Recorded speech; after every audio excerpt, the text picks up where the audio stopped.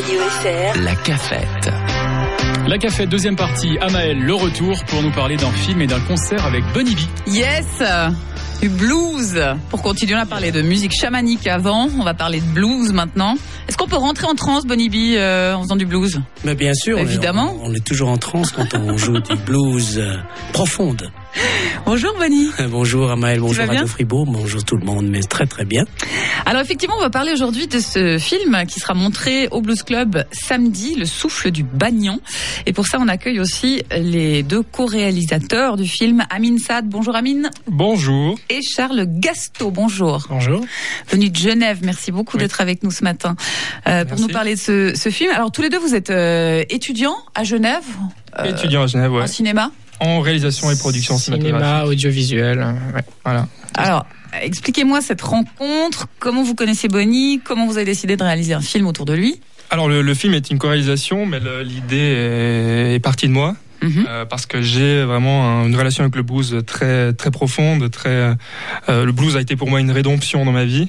Quand j'avais des questions dans ma vie quand j'étais plus jeune, le blues m'a vraiment permis de m'émanciper de ça. Et je pense que le blues, c'est vraiment son but principal, c'est l'émancipation. Et ça, on l'a vu dans toutes les époques, toutes les générations. On le voit dans l'émancipation des esclaves noirs aux États-Unis, même Bunny quand il s'est échappé des Khmers rouges au Cambodge, et moi personnellement dans ma vie. Donc le blues, c'est l'émancipation, et c'est pour ça que j'ai voulu honorer cette musique qui est pour moi je voue ma vie à ça. Donc c'est pour ça vient de là en fait finalement. Ok. Voilà. Mais c'est aussi parti d'un travail scolaire. Vous deviez réaliser un film. On devait réaliser un documentaire. Et du coup, moi, j'ai découvert Bunny sur la scène suisse blues est assez petite, assez restreinte. Et je trouve que Bunny était le seul qui jouait un blues vraiment juste. Vraiment le blues qui se rapproche des années 50. Et c'est celui-là que je cherchais, c'est celui-là que j'avais envie de ressentir et que je ne ressens plus aujourd'hui. Et grâce à Bunny, j'ai retrouvé ça et j'ai voulu vraiment faire un travail sur lui et honorer ça. Voilà. Donc, c'était... Quand tu dis juste dans la musique ou juste dans l'esprit, ou les deux? C'est très difficile. C'est un sentiment particulier, quoi. On dit souvent que le blues c'est la même chose, mais ça c'est les gens qui ne le ressentent pas. Et quand on ressent le blues, on peut le jouer pendant des heures sans se lasser, parce qu'il y a un feeling, il y a la note bleue qui vraiment donne tout cette puissance au blues, et vraiment si on le ressent pas, on peut pas écouter ça à des heures. Donc c'est comme ces musiques comme le jazz, comme toutes ces musiques à improvisation, c'est des musiques qu'il faut ressentir, et si on ne ressent pas, on peut pas pleinement s'épanouir dedans. Donc voilà. Ça te parle, Bunny, en dehors du fait qu'on te fait des compliments merveilleux? Ça te parle? Non, c'est pas des compliments, c'est la vérité vraie, c'est des faits. En tout cas, ça me touche, ça me parle beaucoup, parce que ça me touche aussi, parce que c'est un jeune qui parle de cette manière, et ce qui est incroyable, c'est que en l'écoutant, c'est comme si c'était moi qui parlerais. Donc je pense qu'on a... et ce qu'il ressent, c'est ce que je ressens aussi, la même chose. Et le blues, en parenthèse juste, c'est l'émotion, c'est la profondeur de la note, de la manière de jeu, de ce respect de l'humanité, et puis d'aimer la vie, et d'avoir une espérance. Et c'est comme ça que je joue mon blues. Ce qu'a dit Amine tout à l'heure aussi par rapport à l'émancipation, que le blues finalement ça permet de traverser les difficultés, d'aller plus loin, c'est aussi une vérité pour toi? Voilà, tout à fait. J'ai toujours pris cette musique blues parce que je dirais que c'est cette musique qui est venue en moi. Et c'est pas moi qui ai été vers le blues, parce que c'est une musique qui est à la base de souffrance. Donc j'ai eu beaucoup de souffrance dans ma jeunesse à cause de la guerre et tout ça. On était aussi esclaves. Et quand j'avais 14 ans, j'imaginais pas que ce blues avait aussi les mêmes bases. Mais ce qui était sûr, c'est que ce blues qui était à la base qui a beaucoup souffert, eh bien, ça m'a permis aussi de me connecter dans ce style et d'aimer la manière de jeu, de cette simplicité profonde. Et ce blues m'a toujours donné une grande positivité dans ma vie. Jusqu'à aujourd'hui, y compris. Je me tourne quand même vers Charles, parce que c'est vrai que c'est Amine qui a initié ce film. Charles, comment tu es toi, tombé dans ce projet alors ? Alors moi, à la base, je suis un peu tombé dedans par hasard. Amine est venu vers moi, il m'a dit, tiens, j'ai un bluesman, j'aimerais bien faire un documentaire sur lui. D'accord, je m'y connais rien en blues, mais... on peut essayer. Et donc, il m'a proposé ce projet. Et je pensais pas que ça allait autant me toucher. Et je pensais pas être autant impliqué là-dedans, en fait. Je me suis vraiment découvert... à la base, j'écoute, pour être honnête, pas du tout de blues. Et je me suis mis à découvrir cet univers, à découvrir ce personnage très curieux qui est Bonnie B, et elle appréciait surtout. Et donc je me suis surtout occupé de tout ce qui est technique de la réalisation, sur l'intention qu'on va donner aux images, donc aux valeurs de plan qu'on va mettre dans le documentaire, donc aspect très technique. Mais voilà, je pensais pas m'impliquer autant en fait dans le processus créatif de ce documentaire en fait. Donc c'est que du bonus quoi. Et vraiment que du bonus, ouais. Et merci Bonnie aussi pour ça. Il m'a vraiment fait découvrir beaucoup de choses quoi. Donc ouais, c'était une super expérience. Merci Charles. Alors Amine, quand tu décides de faire un documentaire autour de Bonnie, tu fais un canevas. Comment tu as pensé ce documentaire ? Qu'est-ce que tu as voulu montrer, exprimer ? Alors moi, dans tous les films que j'ai faits, j'ai toujours voulu avoir une cohérence entre le fond et la forme. Ça, je pense, c'est indispensable quand on réalise un film. Ce que j'ai voulu faire, c'est vraiment un film à l'image de Bonnie. Donc c'est un film qui est, il y a ce côté très mystique parce que Bonnie, voilà, il vient du Cambodge, qui est, voilà, il y a des traditions qui sont mystiques comme ça. Et j'ai voulu retranscrire ça dans ce film. Et j'ai voulu le suivre son parcours, qui est un parcours vraiment faire un film à son image, c'est-à-dire lui il a une vie un peu mouvementée, donc c'est jamais très stable, et donc on a fait un film qui est très mouvementé et qui n'est jamais très stable. C'est un film instable, mais un vrai film instable, un très bon film instable. Bon, je me vante un peu, désolé. Mais non, en tout cas, le film on a vraiment fait le film sincèrement, avec le cœur.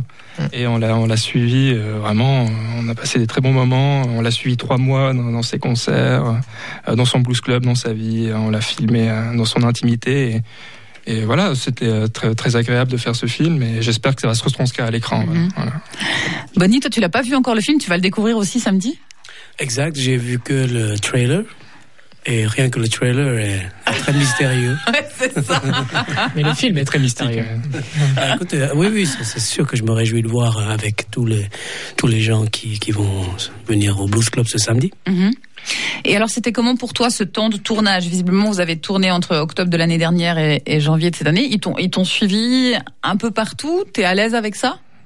Oui, j'étais à l'aise parce que j'ai rien à cacher. Je vis la musique comme je respire. Je vis ma vie comme j'aime. Donc, ils sont venus tôt le matin et ils sont partis tard le soir. Et puis après, on a été manger ensemble. Non, c'était chouette. C'était une très très belle expérience. Alors, quand on connaît un peu Bonnie, on imagine de l'extérieur qu'il n'a pas une minute dans une journée. C'est un peu ça ? Ouais, non, quand même.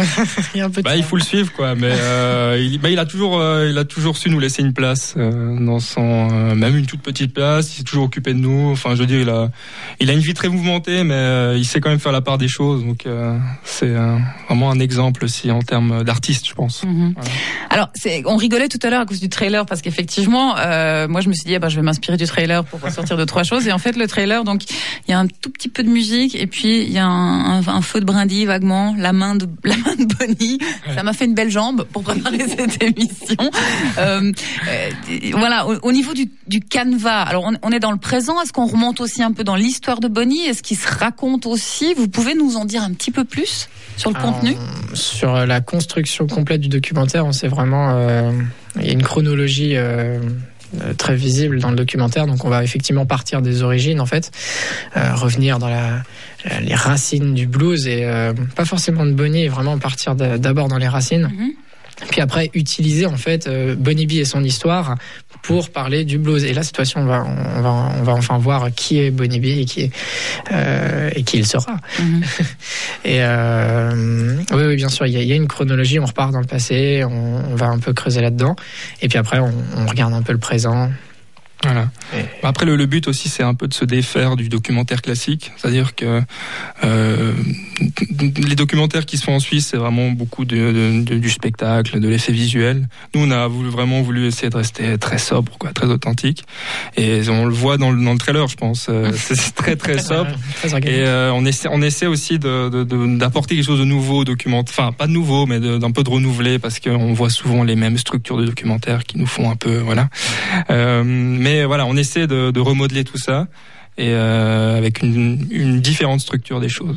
Mais on a fait un documentaire très sobre. Il y a pas d'artifice. Bunny est quelqu'un de très sobre, sans artifice. Donc c'est un film à son image. C'est très sincère. Voilà. Moi, ça m'intéresse un peu quand vous parlez de la forme quand même du film, parce que vous dites vous essayez d'élargir un peu le spectre, de faire autrement pour les auditeurs qui sont pas forcément des cinéphiles. Ça veut dire quoi? Il y a un autre rythme. Vous faites les choses autrement? On a calé le rythme du documentaire déjà sur un rythme de vie, en fait. Il est vraiment basé sur tout est cohérent. Par exemple, on parlait du rythme. Il va y avoir les choses vont mettre du temps à se mettre en place et vont rester assez mystérieuses. On va essayer de garder beaucoup de secrets, en fait, pendant le documentaire, et puis les révéler au fur et à mesure. Mais on va jamais faire exploser les choses tout de suite, donner toutes les réponses tout de suite. Ça va vraiment être on va garder une part de mystère. Parce que le but de ce documentaire aussi, c'est de faire découvrir Bunny à des gens qui ne le connaissent pas. Et donc en adaptant une structure où on découvre gentiment qui est ce personnage, parce qu'au début on le suit dans sa vie, on ne sait pas trop qui c'est. Et je pense que ça permet d'avoir un meilleur impact sur le fait Bunny c'est un bluesman, c'est génial, ok cool, super, j'ai envie d'en savoir plus.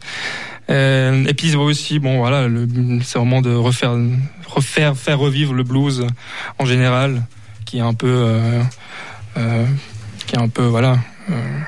sous l'emprise des autres musiques et qui devient qui devient de plus en plus invisible sur la scène musicale mondiale, malgré que que le blues soit la mère de la musique contemporaine. Et ça, on a tendance à l'oublier, de par la structure, de par les notes. Enfin, c'est fou à quel point c'est une musique qui est encore aujourd'hui d'actualité, mais inconsciemment, quoi. Donc T'as aussi cette impression-là, Bunny, que le blues s'oublie, s'efface?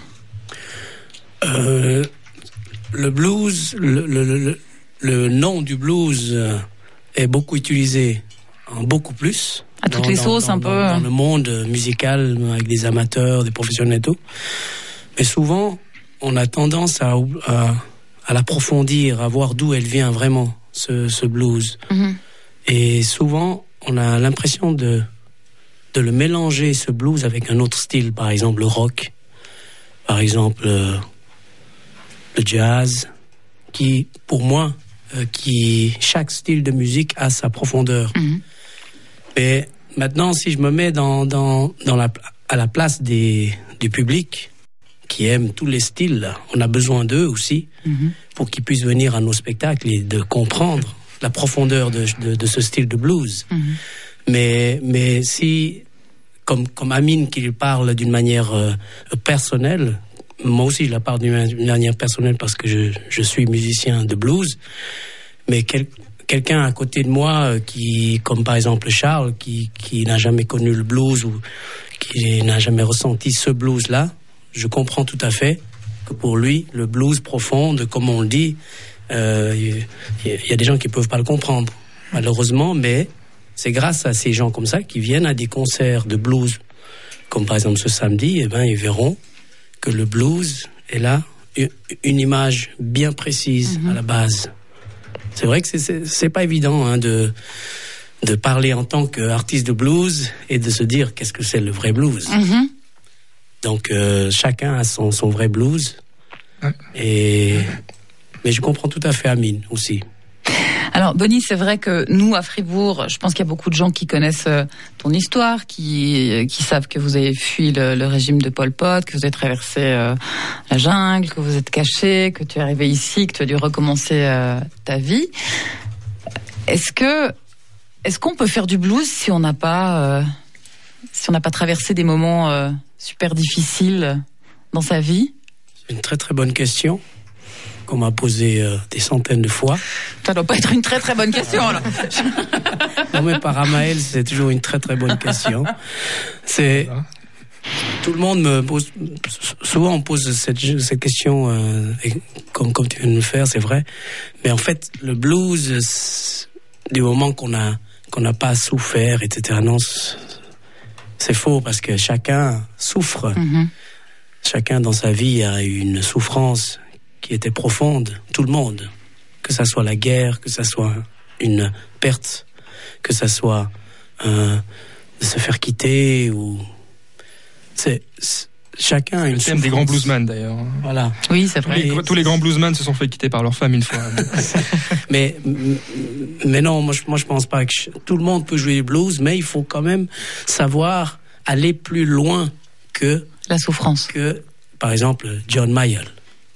Aller plus loin que Eric Clapton. Mm-hmm. Aller plus loin que Mick Jagger. Et ils verront qu'en fait, ces gens que je viens de dire, John Mayall, Eric Clapton, Mick Jagger, ils ont appris le blues grâce à Willie Dixon, grâce à John Lee Hooker, grâce à Robert Johnson, Lead Belly, Son House, Muddy Waters, Little Walter, T-Bone Walker. Tous ces gens, ils ont tous aimé ces gens. Ouais. C'est ces grands bluesmen noirs américains qui ont souffert cette ségrégation. Et souvent, les jeunes actuels, ils oublient qu'en fait, quand ils aiment Eric Clapton, ils oublient une racine de plus, c'est d'aimer aussi avant Eric Clapton. Mm-hmm. Et c'est ça qui fait la différence entre quand on joue du blues vrai et du blues anglaise. Oui, je vois ce que tu veux dire. Donc la chance aussi, Bonnie B, c'est qu'il y ait des gens comme Amine, qui sont des jeunes aujourd'hui, qui vont continuer à parler de la tradition, de la base du blues et de continuer d'ouvrir les voies pour que les générations futures se souviennent des origines du blues. Voilà, c'est ça. Et moi je trouve exceptionnel de faire. Je trouve super sympa qu'ils soient venus vers moi faire ce film. Et comme je le répète encore une fois, c'est une fierté d'avoir des jeunes qui aiment le blues et qui. C'est pour ça que j'ai ouvert très fort mon cœur pour eux, pour Amine et Charles, parce que même des jeunes, ils comprennent ce message en fait. Puis après, si on revient sur ce sujet de blues profonde, quand on revient dans les bluesmen noirs américains, à partir de là, on peut se sentir d'où on vient. Par exemple, quand on se met à la même place qu'eux, on voit d'où on vient. Par exemple, moi je viens du Cambodge. Mm-hmm. Eh bien, il y a 30 ans, je ne savais pas que le Cambodge faisait de la musique dans la même tradition que le blues. Et ils jouaient avec des guitares à 2 cordes.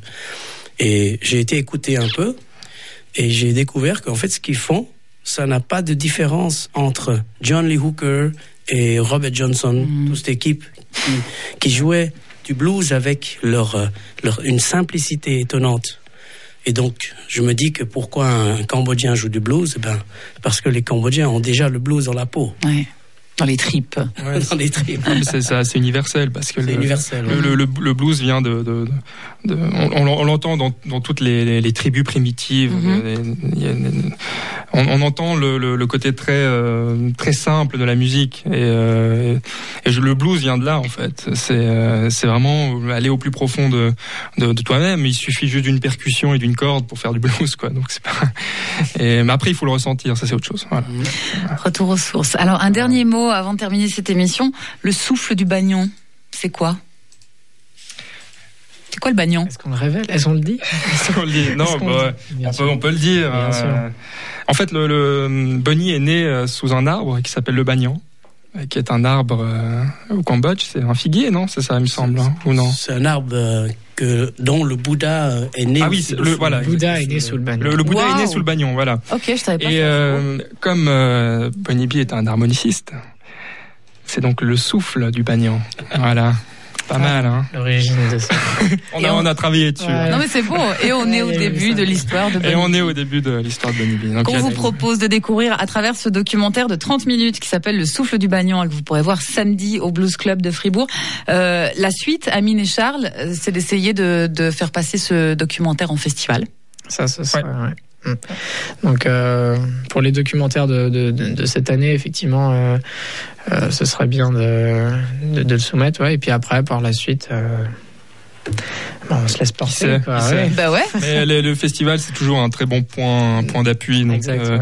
À partir du moment qu'on est sélectionné dans un festival, on a des chances de se faire voir par des distributeurs. Donc, mais bon, nous, c'est pas vraiment. On a fait ce film comme ça parce qu'on avait envie de faire ce film. C'est pas dans un but de gagner des prix, quoi. Donc et je pense que c'est ce qui s'oublie un peu quand on fait un film, c'est qu'on fait pas ça pour gagner un prix, quoi. Le but, c'est qu'il soit vu, quoi.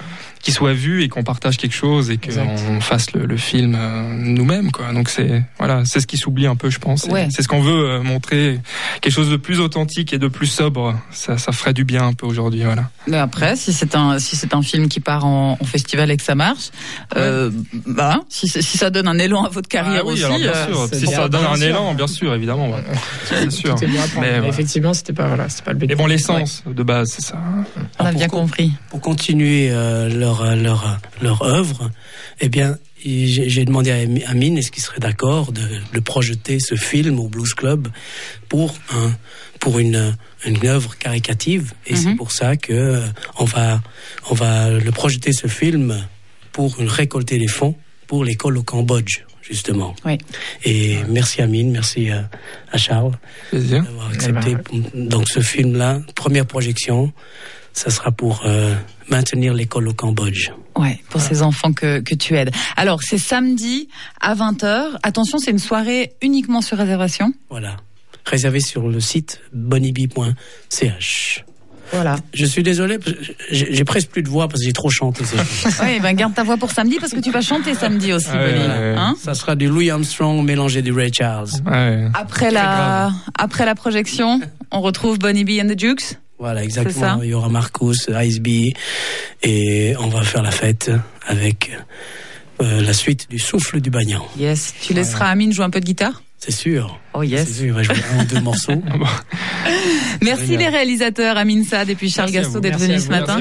Merci Bonnie. Rendez-vous toutes et tous dès 20h samedi au Blues Club de Fribourg. Et n'oubliez pas de réserver quelques notes pour se quitter avec Bunny Bee.